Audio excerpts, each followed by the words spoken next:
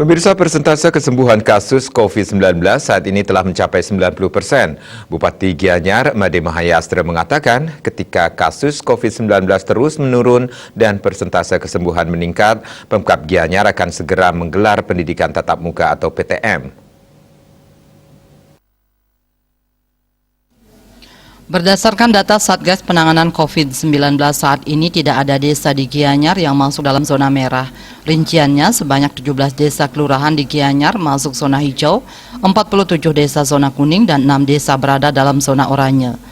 Persentase kesembuhan COVID-19 di Kabupaten Gianyar mencapai 90%.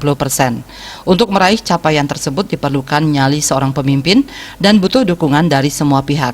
Jika data terkait zona ini bertahan 2 minggu, Gianyar akan membuka pendidikan tatap muka.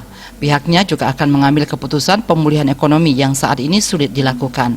Ia mengungkapkan selama pandemi COVID-19 ini, pendapatan Pemkab Gianyar menurun drastis. Pada triwulan pertama 2020, pendapatan Gianyar sudah masuk 540 miliar rupiah. Namun setelah itu hingga saat ini tidak sampai menyentuh 30 miliar rupiah. Hingga mau habis Februari 2021 ini, baru 20 miliar rupiah untuk bayar pegawai. Mungkin kekuatan pembayaran hingga September 2021.